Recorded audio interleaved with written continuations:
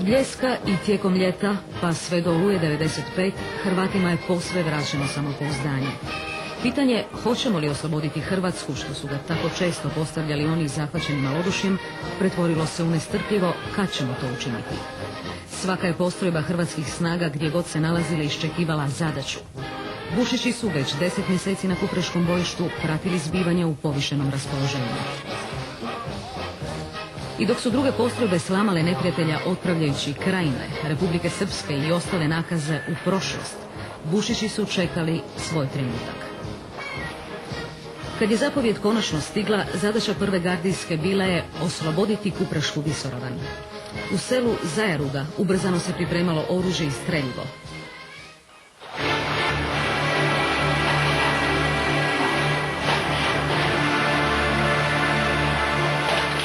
Dignuvši sidra s Kupreškog bojišta, Bušići su odjedrili do Glamoča da bi se Kupresu vratili s one druge strane.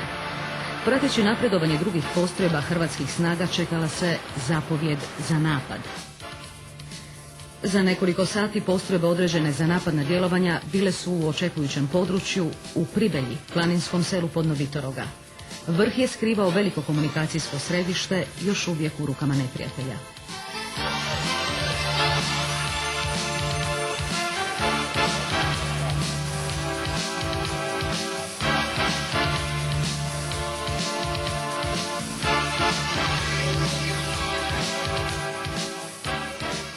Iza ponoći, 10. rujna, duga se kolona vozila kretala tek oslobođenim planinskim putevima.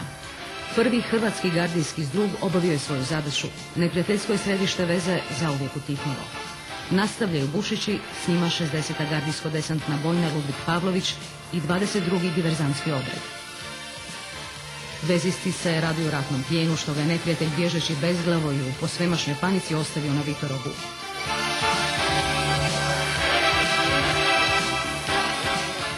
Jedan Bofors zaboravljen uranje u maglu.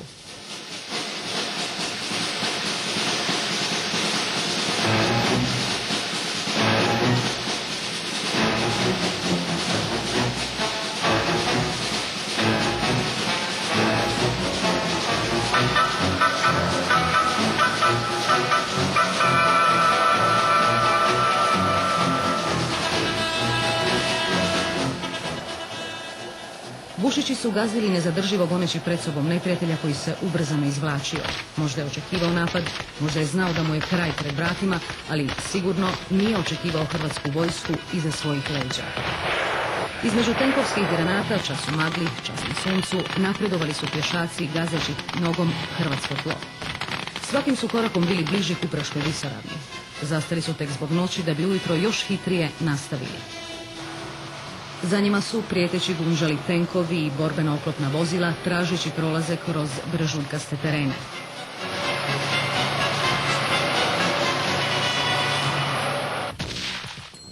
S druge strane polja radio ostatak brigade. Topništvo i protuzrakoplovna obrana nisu štedjeli streljivo, a tenkisti su palili motore. Ostajali su napušteni neprijateljski rovovi, zemunice, bunkeri, kamioni, razbacano streljivo. Nemoćan, neprijatelj je sve za sobom ostavljao.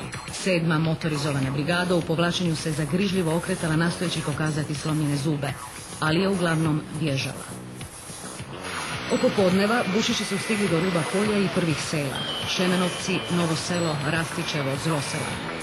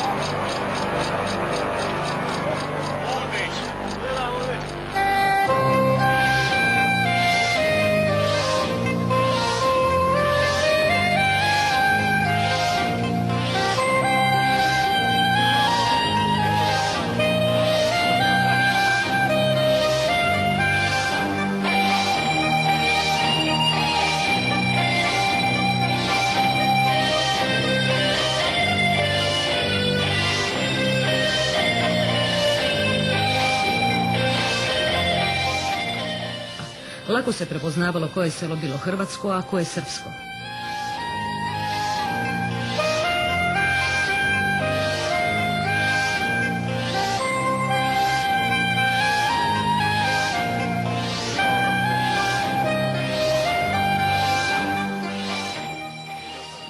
Premda umorni i iscrpljeni, Bušići su čvrsto gazili dalje. Uspostavljaju se nove crte, sada dovoljno daleko da Kupres više ne može biti ugrožen. Brigada je predahnula u Kupreškoj luci tek nekoliko sati. Noću je stigla zapovjed. Ide se dalje na Šipovo. Bez pogovora spremala se oprema, užurbano su se obavljale posljednje pripreme. I opet, punim jedrima naprijed.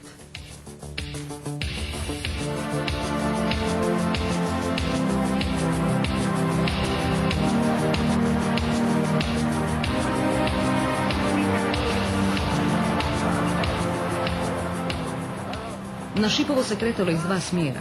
U strojicama se brigada dijeli.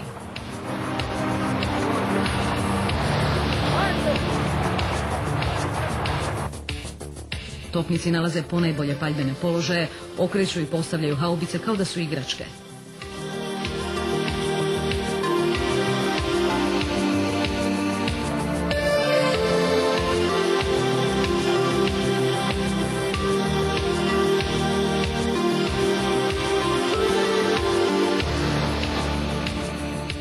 Višecjevni lanser raketa grad je odavno spreman.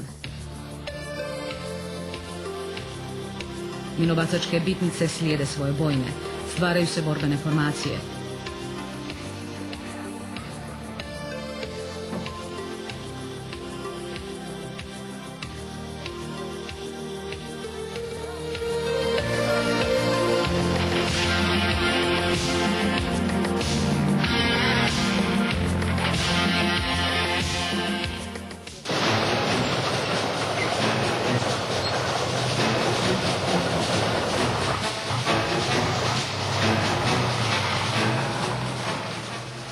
U svem tom metežu kamiona, topništva, oklopa, oruđa protuzrakoplovne obrane, ipak svatko zna što mu učiniti i koja mu je zadaća.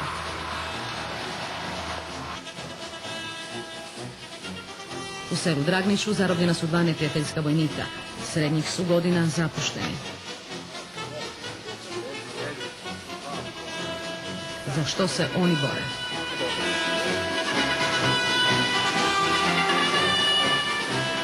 Neprijatelj nastoji zaustaviti prodor u grad. Njegovi tenkovi i ostalo oružje pokrivaju prilaze. U stutnjavu rata pješaštvo prve gardijske prolazi.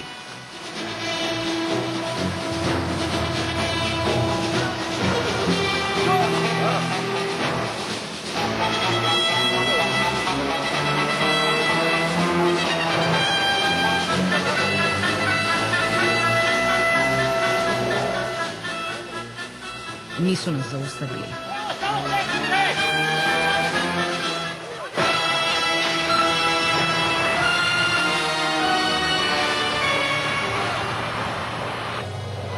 Poslije podne 12. rujna prva je pješačka bojna u pratnji oklopa i borbenih oklopnih vozila ušla u Šipovo glavnom cestom. Samo nešto kasnije pridružile su joj se ostale postrojbe Bušića, te gardijska bojna Ludvik Pavlović i 22. diverzantski odred. U ponekim je dijelovima grada još bilo struje, ulicama je lutala stoka. Na asfaltu tragovi četničkih tenkova koji su uzmicali.